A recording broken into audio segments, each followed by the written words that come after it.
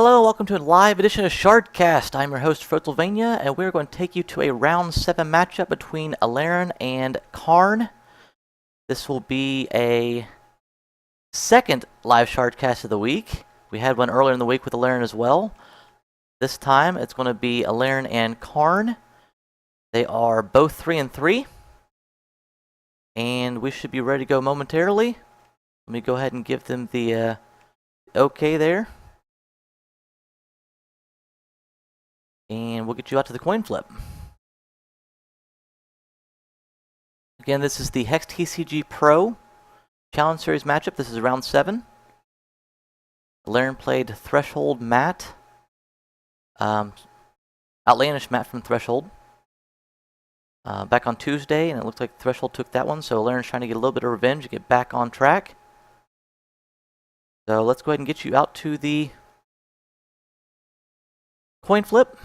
Again, this is a live Shardcast. I've got several people in here. By all means, go ahead and give me your questions. I'll try to answer them as we go along. And here we go. We're watching this from Karn's point of view. It looks like he's going to be playing a Blood Ruby deck. And he starts off with, looks like 2 Blood Shards, a Ruby Shard, Blood Aura, Giant Corpse Fly, and I'm trying to figure out if that's the Shamed Gladiator, I believe, and a Charge Bot. We'll see if he hangs on to that one.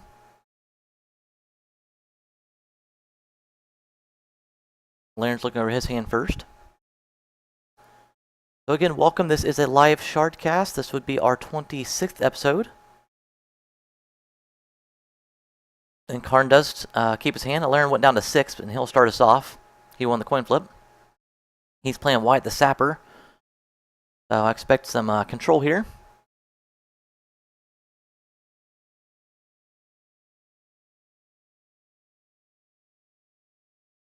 And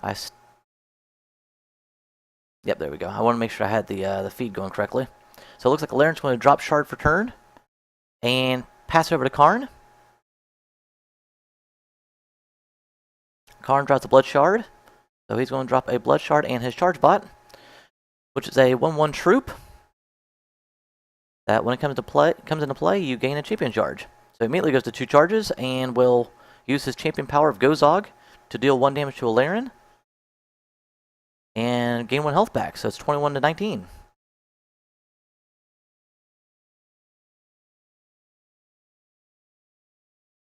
And he will pass turn over as he only had the 1 resource. Of course, on his first turn, Alaeryn will draw turn and go to 6 cards.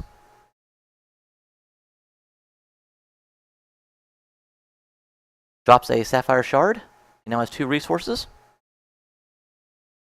And we'll pass turn back over, leading me to believe that this is a typical control deck, meaning he probably at most has a Time Ripple to be able to play at this point in time.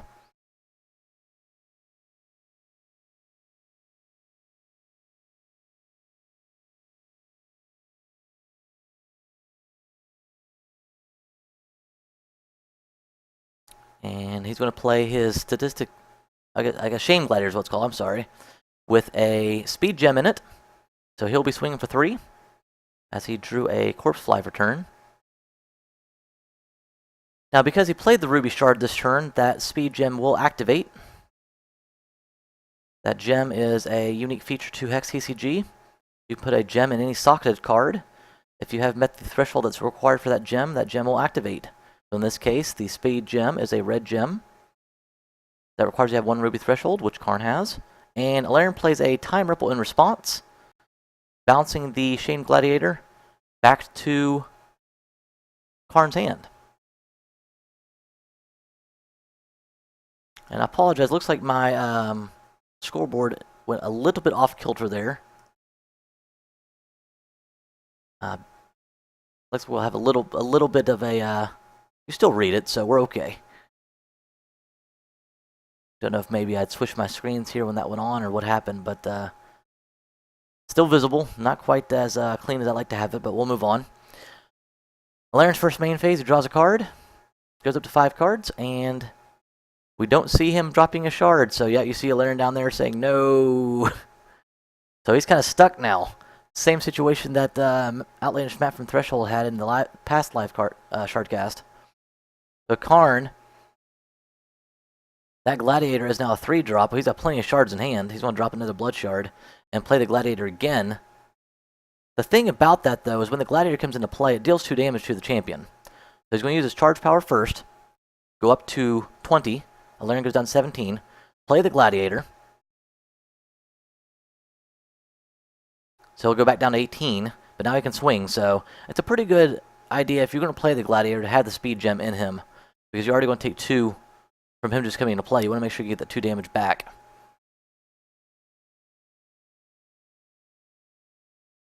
And here comes another Time Ripple. So even though he's got 2 resources, he's making life difficult for Karn. Karn's basically taken 4 damage from that Gladiator and hasn't done any damage back with it. So the charge bot will still go through, taking Alaeryn down to 16. Gladiator goes back to Karn's hand. It will cost 4 next time. And he will pass turn back over. So Karn's got 3 resources, all of them spent this time around. 2 Blood Shards, a Blood Aura, Chain Gladiator, which is costing 4 now with a Speed Gem. Giant Corpse Fly and a Charge Bot in hand. Alaeryn draws card for turn. Goes up to 5. Oh, and he got his 3rd shard, so we could see him doing some work here. If he passes turn, nope, he's going to put the Cerulean Mentalist into play, which leaves him open. He doesn't have any counters or any Time Ripples this time around that he can play, or if he does, he doesn't have the resources to play him. But he can block the Gladiator. The Gladiator is only a 2-2. With the Mentalist being a 3-3, that Gladiator is pretty much stuck in Karn's hand for the time being. Draws another Blood Shard. Drop one of those on the table, going up to 4 resources, 3 Threshold in the Blood category and 1 in the Ruby. He's going to play a Charge Bot to give him another charge for his champion. Lights it up, and he's going to use it again. Going back up to 19 health, and Alaeryn will go down to 15.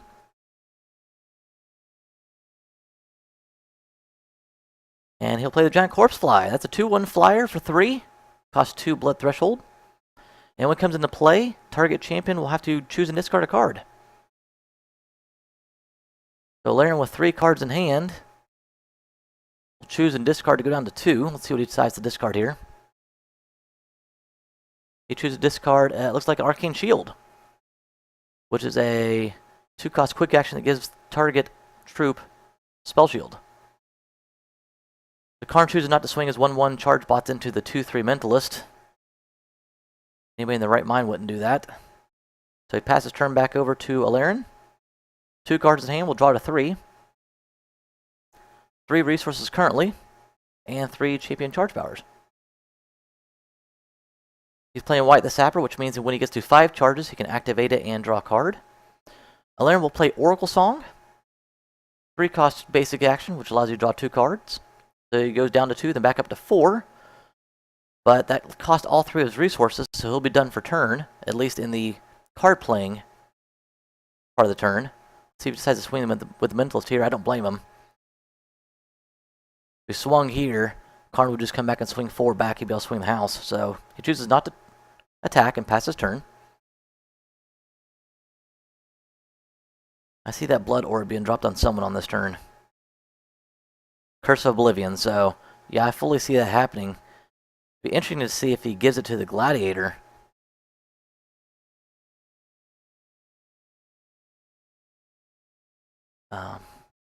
Oh, sorry, Blood Aura is a 3-drop. It was hard to see from here, so he can't do that, actually. It's a 3-drop quick action. For some reason, I thought it was a 1-drop. So he may give it to the Corpse Fly here. I probably wouldn't. I mean, it puts a little pressure on him, but I don't know, it could go either way. I mean, it would definitely give him 3 health back.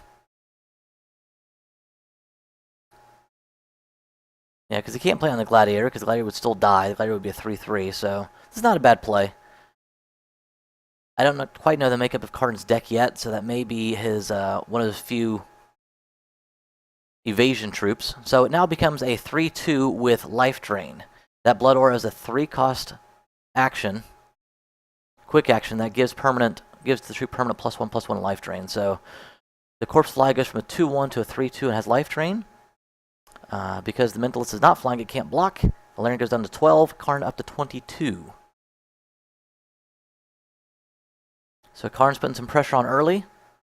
Alaeryn trying to get back on track after not having a charge for a couple turns. He draws a card, it goes back up to 5.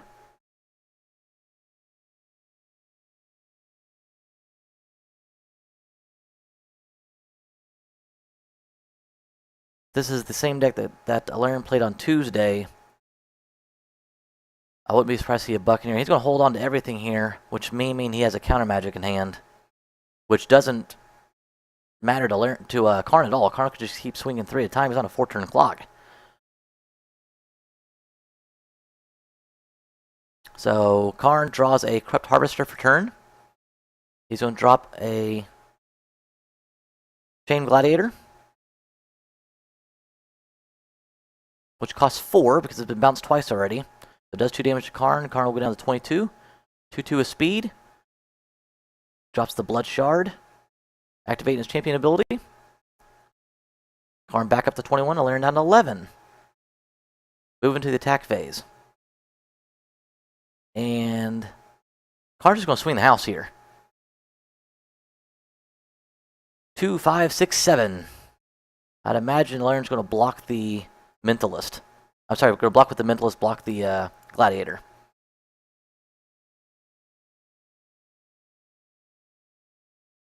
He's kind of baiting him here. Time Ripple on the Corpse Fly, which is an interesting play. I know that keeps the damage from coming through, but that means he's going to be discarding a card next turn. And he'll probably choose to block the Gladiator, which means he'll take 2 damage and take the Gladiator off the board. Which is fine for Karn because at that point in time, it bounced 2 times already.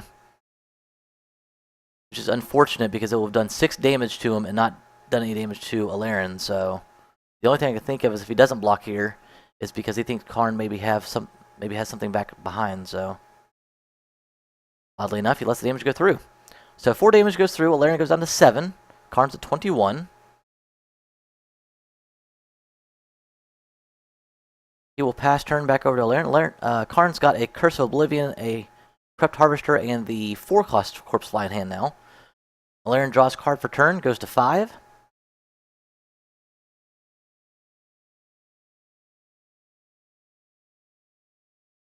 No more shards, huh? So he's going to move to the attack phase.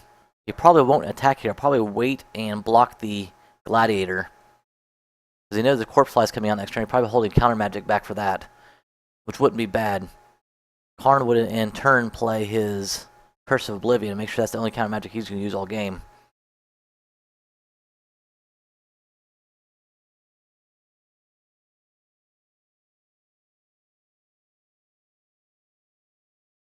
Actually, he can't because it's a... hold on. Yeah, they've reworded that. I haven't got the updated words here. So, Karn draws a Corpse Fly for his turn. Passes his first main phase and swings the house.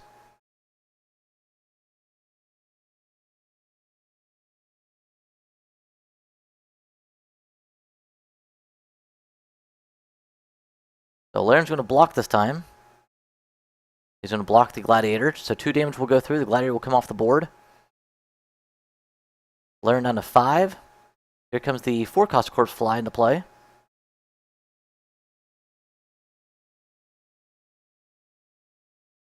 Going back to Curse of Oblivion, that's a quick action. For 1. That says choose target card. On the chain, I believe is how it reads. And then void all cards in all zones from that player's, all of that player's zones with the same name. So it's, the card still resolves, but all the other cards with the same name are voided. So in other words, Corpse Fly goes to the graveyard, gives all Corpse Flies +2/+2. I'm sorry, gives all Corpse Flies +2 cost. The counter magic will resolve and go to the graveyard, and then all other counter magics for Alaeryn go to the voided zone. So the Corpse Fly in hand for Karn now costs 5 because of the counter magic. That was a huge recap. Let's continue some more. 21 for Karn, 5 for Alaeryn. We're sinking as the counter magic goes and puts the increased cost on all the cards in all of Karn's zone. Karn has a Corrupt Harvester and a 5-cost Corpse Fly. Alaeryn has 4 cards in hand, 3 resources. Moving to his turn. The Harvester is a huge card for Karn right now because it appears that Alaeryn's playing all blue, no artifacts or blood troops, so the Corrupt Harvester cannot be blocked.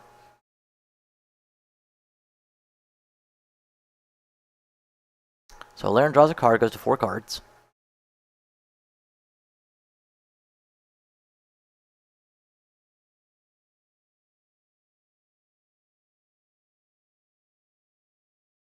Again, this is a round 7 matchup in the HexTCGPro Challenge Series tournament.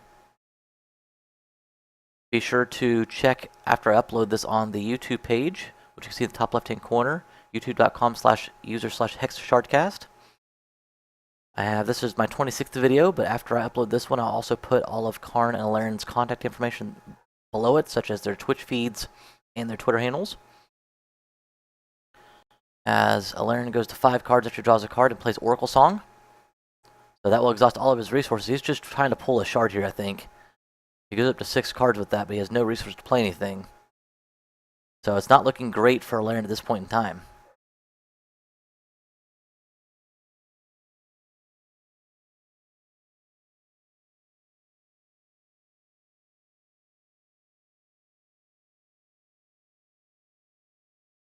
So Alaeryn looks like he's going to pass turn without swinging. Alaeryn mentions the fact that he's got 25 resources in his deck, but can't seem to find one. So he chooses not to swing with the Mentalist, so you're going to have it back to block.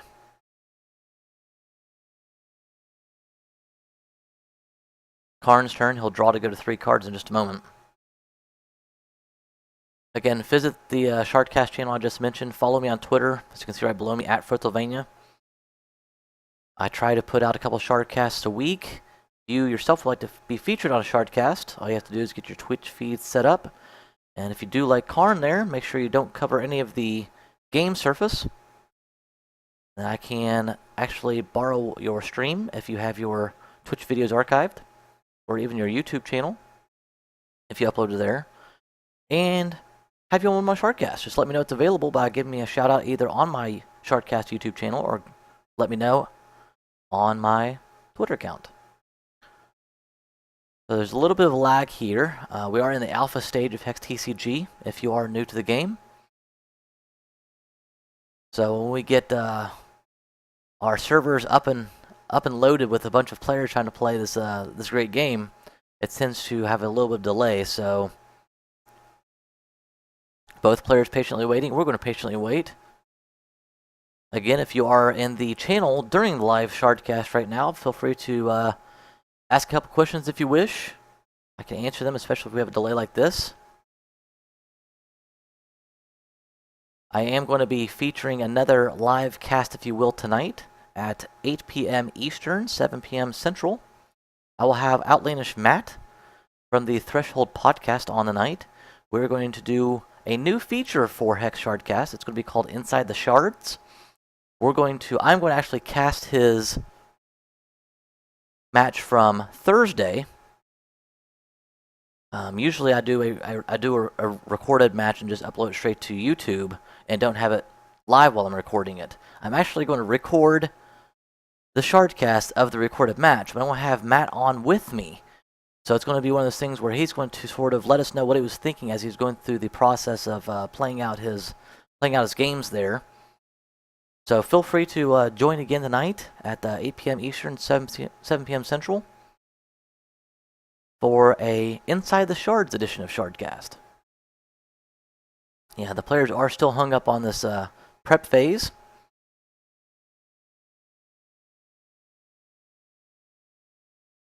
So if you're viewing this and you're new and you're just kind of getting to know what Hex is all about, it is a TCG trading card game from the friends over at Cryptozoic Entertainment. If you're familiar with the WoW TCG that took the world by storm, that's the same guys. The WoW TCG has now gone by the wayside. However, they've brought on an all-digital TCG. Oh, and we'll kind of put a pin in that for right now as Karn finally gets to draw a card for turn.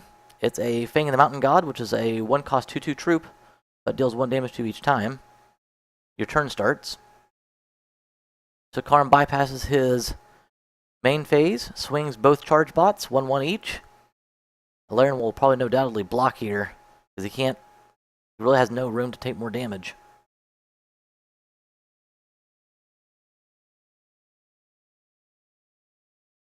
So yes, he will block one of the charge bots. So 1 damage will go through, the other charge bot will come off the table. Alaeryn will go down to 4 health. No resources available, so I fully expect to see the Corrupt Harvester coming on the second main phase. He doesn't have to worry about it being countered. Also, all the counter magics are gone.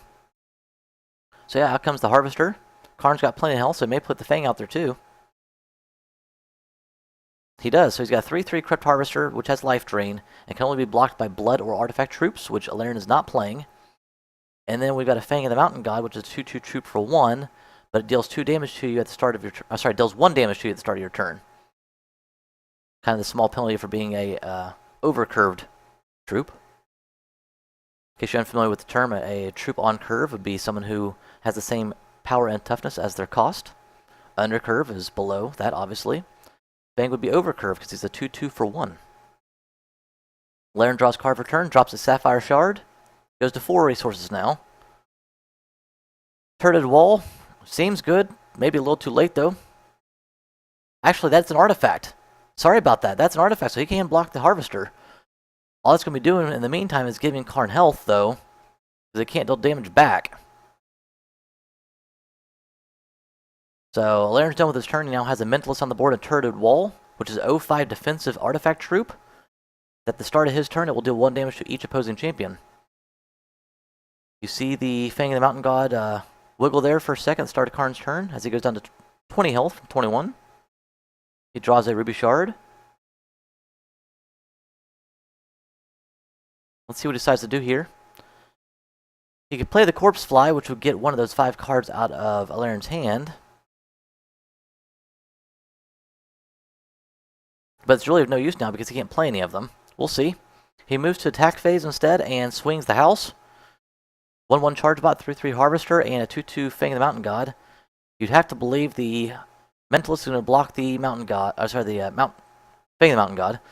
And the wall, yep, there you go. The wall's going to block the 3/3 Harvester. Karn still does damage with that because it doesn't kill it. He's going to get the 3 health back. And since the wall has no attack power, the Harvester will stay alive. So Karn goes up to 23. Alaeryn goes down to 3 with the 1 damage from the charge bot. Second main phase, Karn empties his hand by putting the giant Corpse Fly out. That's going to require Alaeryn to get rid of one of his 5 cards in hand. Now the Turreted Wall, because its cost is 5, I believe. Look that up for you real quick. It actually gets the it's a 4 cost. I'm sorry, 4 cost troop. It gets the Inspire ability from the Mentalist, meaning each time it does damage to a champion, you draw a card. Well, at the beginning of his turn, it does damage to each opposing champion. So it's a pretty good combo. Not only is he going to do 1 damage at the start of every one of his turn, but he's also going to draw an additional card. However, with only 3 health, his days are numbered here. That Corpse Fly is a flying troop, which means he can't block it whatsoever at this point in time. Prep phase, draw card. Up to 6 cards now. Karn down to 22 health. 4 resources, 6 cards in hand. Drops a resource, 5 resources. Charge power lights up. He goes ahead and takes the additional card. He might as well. He's got to get something to be able to block that Corpse Fire, take it off the board.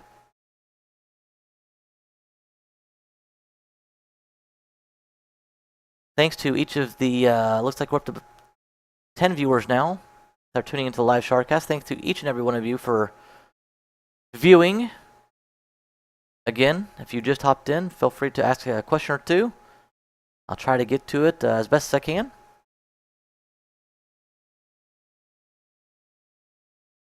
Now the thing with Alaeryn's got that Eldritch Dreamer's not a bad card, which means he's going to draw 2 cards each time the Dreamer goes through. The Eldritch Dreamer is a 3/3 unblockable troop for 4. Has a gem socket, and he's socketed in whenever it deals damage to a champion, draw a card. Well, because it's higher cost than the Mentalist, it also gets the Mentalist's same ability. So, that being the case, when it does damage to a champion, it's going to draw 2 cards. Alaeryn moves to the second main phase. Moves to the attack phase, swings with the Mentalist. Karn has no qualms about taking the damage. He goes down to 20.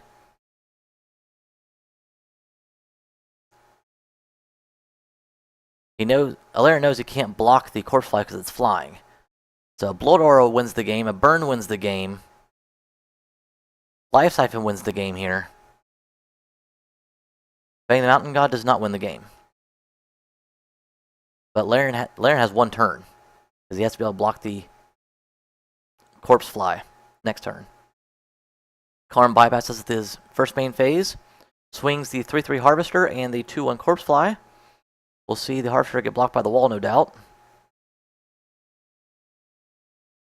And the Corpse Fly is going to fly over top, taking Alaeryn down to 1 health. Karn will go up to 23 with the Life Drain.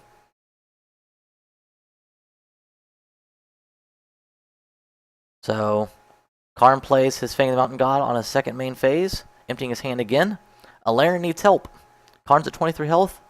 Alaeryn, 1. Seeing someone come back from this, though. We're not done yet. There's going to be a lot of card draw going on right now with Alaeryn. You'll see what he can do here. Unfortunately, I don't recall him having sort of Life Drain in his deck. So he's probably looking for a Menacing Grolk here. We'll see he's up to 7 cards. Karn down to 22 health with that turreted wall damage. So Alaeryn drew 2 cards, 1 for turn and 1 from the wall. Drops a Shard for turn, up to 6 resources, 6 cards in hand. Does he have a Grolk? He's going to need a string of those to have any shot at it. I see him bypassing his main phase, swinging the Dreamer, but he has to have it back to block.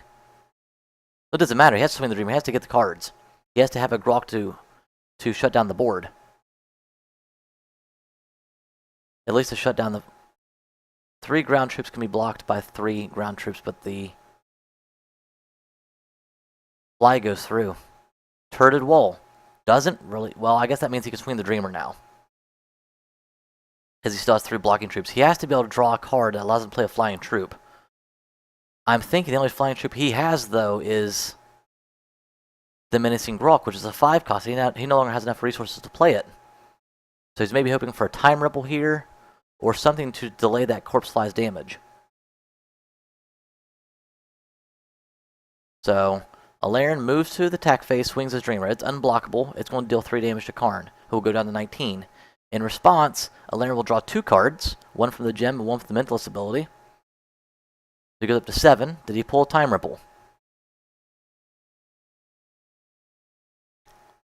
If he did, he's not saying so. But we don't have a GG yet.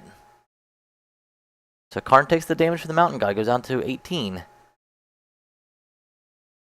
Now all he needs is Life Siphon to work. He's going to probably swing first just to make sure. Get that card out of Alaeryn's hand.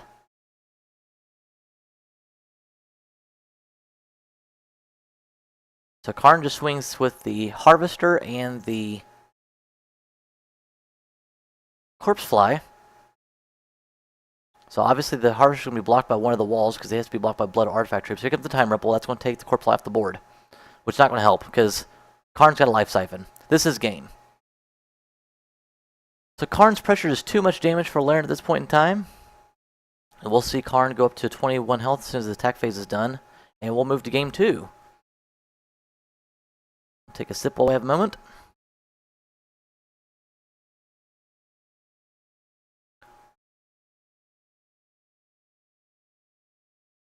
Those of you tuning in, again, if you'd like to be featured on Shardcast, whether one of my recorded ones or even one of my live ones, all you have to do is have your Twitch feed set up. Make sure you don't have the playing service obstructed by any view. That way I can pull it and put it into my channel here. And just send me a note either through my Twitter account, as you see below, @Fritzylvania, or on my Shardcast channel, as you see in the top left-hand corner right now, youtube.com/user/Shardcast. So that will do it for game 1. As we'll go probably right into game 2 here. As that's kind of silly for me to even go back to this, but there is no access to the reserves. in this tournament format. The reserves is a set of 15 cards that you have saved alongside your deck that you can swap out in the middle of a best of 3 tournament match. The HexTCG Pro did a little bit differently to where you can change your decks in between matches, but not in between games. So they just stick with the same deck they play with all throughout the entire match. So Karn draws a Blood Shard, 3 Ruby Shards, a Persecute, a Life Siphon, and a Malfunctioning Warbot. We'll see if he keeps that hand or decides to pitch it back. I see him probably pitching this back. Oh, he's going to take a risk and keep it.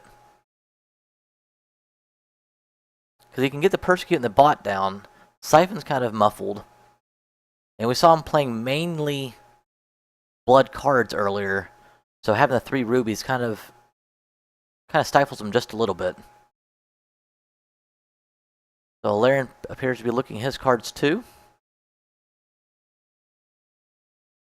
We'll see if we can't get in the way in game 2 of this best of 3 match. Karn took game 1, looking to close out the match and go to 4-3.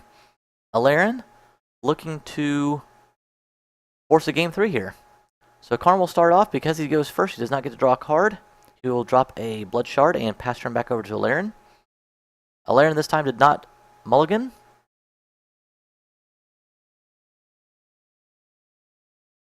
So he actually will start with 7 cards this time.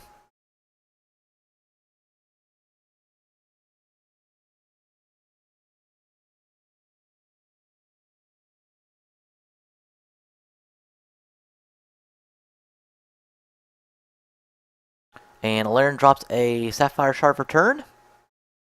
And we'll just pass it right back over to Karn.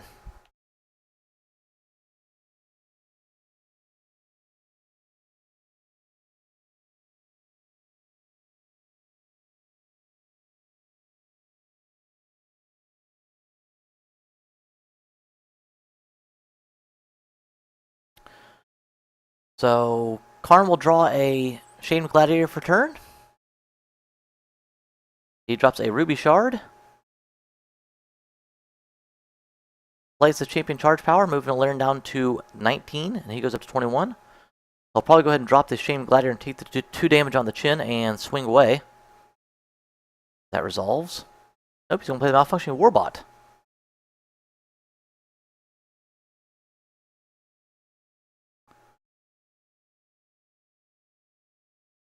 So Malfunctioning Warbot says, at the start of your turn, deal 1 damage to a random champion. It's a 2/2 troop for 2.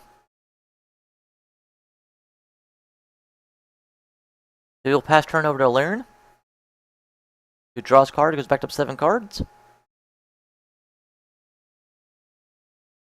Oh, sorry, goes up to 8 cards. My apologies. And he drops a Shard for turn, going to 2 resources. And as in just like last game, he's going to pass turn back over. So we're going to see if he's going to time ripple the Warbot or the Gladiators, will no doubt come into play.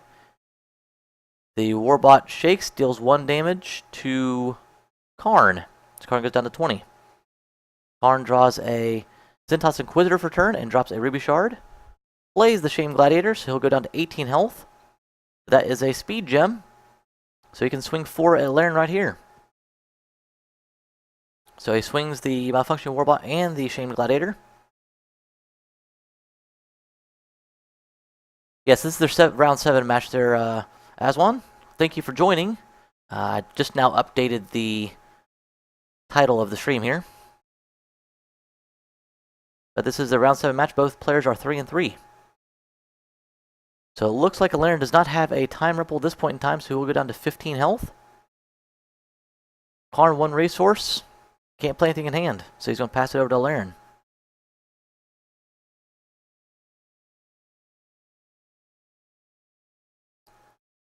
So Alaeryn's going to draw a card to go back up to 8 cards. Let's see if he's got his 3rd resource this time around. Game 1, he was starving for him. Yep, he's got it. Drops down to 3 resources. Plays a Buccaneer. So he'll probably get that Gladiator off the board, which will force Karn to take 2 more damage when he comes back in. Yep, exactly.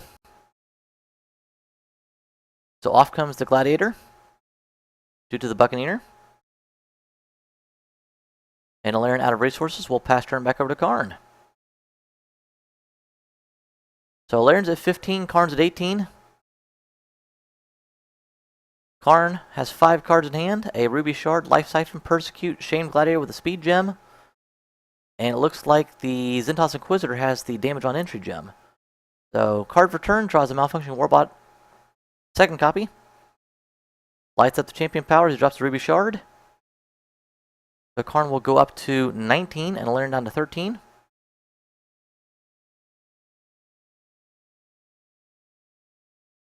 So Karn trying to decide how he wants to do this. If he wants to Persecute the Buccaneer, or if he wants to wait until the Dreamer comes out. He can, in theory, trade here, if Alaeryn will let him, and then play a second Warbot. Which I don't disagree with that play either. If that's a damage on entry gem, I don't understand why... Oh, he doesn't have the dual threshold. I was trying to figure out why he didn't play the Inquisitor and go ahead and take the Buccaneer off the board. Hey, Master Fat, how's it going?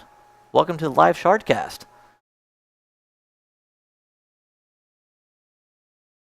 So I think he'll probably swing here, see if Alaeryn's going to trade. If he does trade, play a second Warbot. I think he plays a second Warbot either way. But I think I'm hanging on to that Persecute because I think Alaeryn's going to drop a Dreamer. Nope, he doesn't hang on to it. He goes ahead and Persecutes the Buccaneer.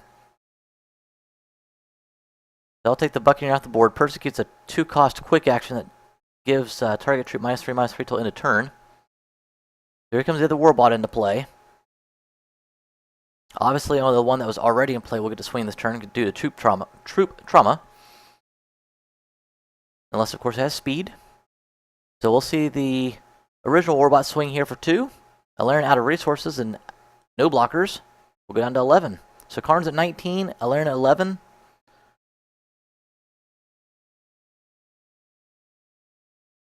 As soon as this resolves here we go. Karn is out of resources, so he'll pass turn back over to Alaeryn. I was wondering if he's going to hold on to the Persecute, because if Alaeryn draws another shard here, he could drop the Dreamer, which of course is unblockable, and would give Alaeryn some more card draw. We'll see how this works out.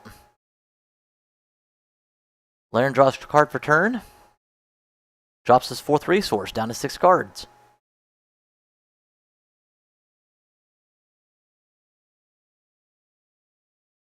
So we'll see what Alaeryn decides to do here. The thing about dropping the Dreamer is he can't really use it to attack. He's got to have the blockers back. He's got 2 Warbots he's facing right now.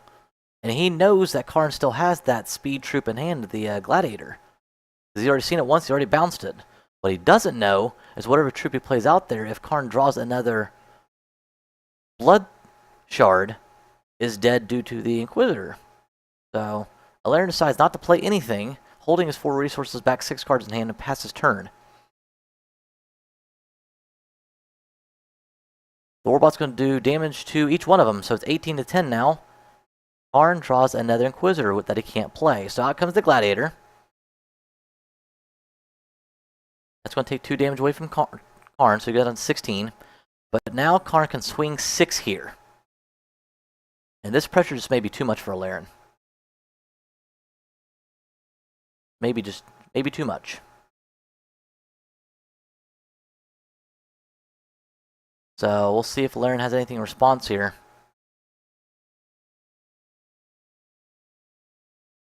Nothing. He takes all 6. Odd he wouldn't play anything. That's very odd, actually. So Alaeryn down to 4 health now.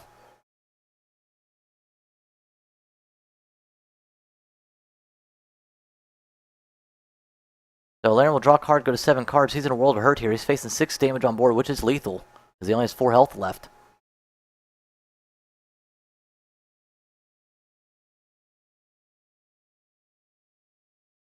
So, does Alaeryn have a response? We see a chat message. Nope, that's GG. So, Karn will take game 2 and take the match. So, I think Karn's asking the same question we're thinking as well. And yep, he's at 7 cards in hand and nothing. Yeah, let's see if we get a response back from Alaeryn real quick. I couldn't imagine what he's holding on to right now. He may only be able to bounce one of them, which could be the problem too. Yeah, he may be able to play. He may be able to get one off the board, but well, if he had a blocker, unless it's just time ripple. Yeah, if he has a time ripple, that doesn't do him any good. He'd still be facing 4 damage next turn. So you counter magic, Oracle Songs, Incantation, and 3 shields. That's a rough spot. So again, Karn will take this match 2 games to 0. He'll move to 4-3. Alaeryn will go down to 3-4. Here in the 7th round of 8 in this Swiss tournament. The Challenge Series brought to you by HexTCGPro. This is the first tournament of Season 1. As we'll see him close out the match here. In the meantime, again, follow me on Twitter at Fruitsylvania. Follow my Shardcast channel, which you'll see in the top left-hand corner in just a moment. It's youtube.com/user/HexShardcast to view any upcoming Shardcasts as well as previous Shardcasts. This would be episode 26. If you would like to be featured on a Shardcast, please send me a message through Twitter or the YouTube channel. Let me know that your video is ready through YouTube or Twitch, and make sure your game screen is clean of obstruction so I can actually cast it. Thanks to all of the people who tuned in to this Shardcast while it's been live. As we see Karn drawing a Crypt Harvester for turn, he's just going to swing. And this will end our game. So congratulations to Karn here. Alaeryn playing the same deck he played on Tuesday. Didn't quite work out for him as well. He lost the match Tuesday as well, but to put up a more formidable fight.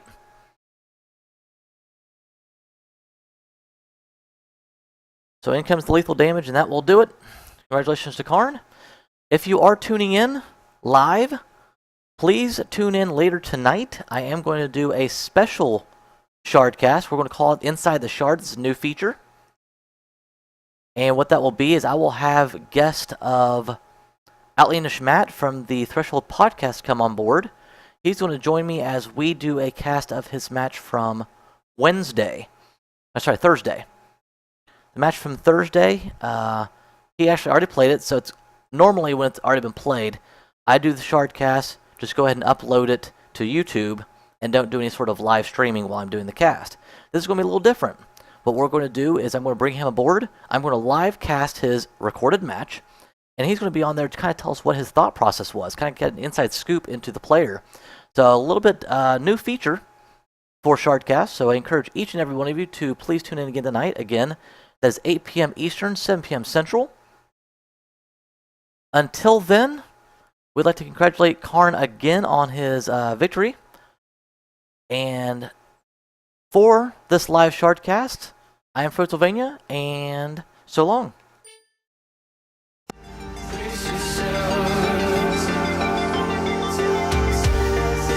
Brace yourself.